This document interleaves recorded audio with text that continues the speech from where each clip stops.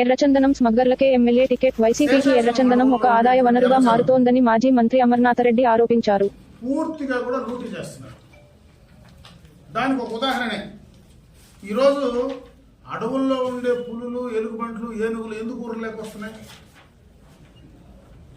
వీళ్ళు పోయి అడవుల్లో పడి కొడతా ఉంటే ఆ జంతువులు భయపడి బయటకు వస్తున్నాయి. ఈ జిల్లాలోనే ఫారెస్ట్ మినిస్టర్ ఉన్నాడు.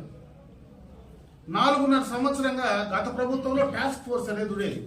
దానికి ఒక సిస్టమ్ ఉండేది. ఈరోజు అసలు ఆ టాస్క్ ఫోర్స్ ఉందా? ఆ ప్రభుత్వంలో ఉండేటువంటి అధికారులు పనిచేస్తున్నారా? మండలానికి 3-4 ఎర్రచందనం స్మగ్లర్లు ఈరోజు రాజకీయ నాయకులు అవతారం ఎత్తున్నారు. ఈరోజు ఏకంగా నియోజకవర్గాలకే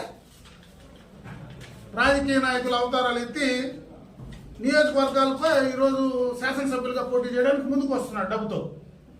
అంటే ఎక్కడికి తీసుకెళ్తున్నారు వీళ్ళుని? ఈ 4.5 సంవత్సరం పూర్తిగా కూడా ఎర్రచందనం వైఎస్ఆర్ కాంగ్రెస్ పార్టీకి ఒక ఆదాయ వనరు,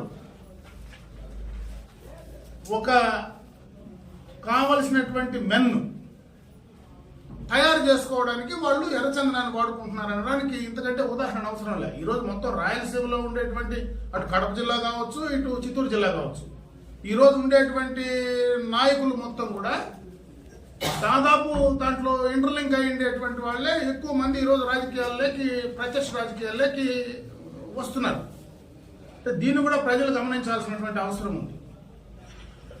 ముఖ్యంగా అసలు ఈ జిల్లా యంత్రాంగం, ఆ కన్సర్న్ డిపార్ట్మెంటు, దాన్ని ఉండేటువంటి మంత్రి గారు ఏం చేస్తున్నారో ప్రజలకు సమాధానం చెప్పాల్సినటువంటి పరిస్థితి ఉందని చెప్పి ఈ సందర్భంగా కూడా నేను డిమాండ్ చేస్తున్నాను.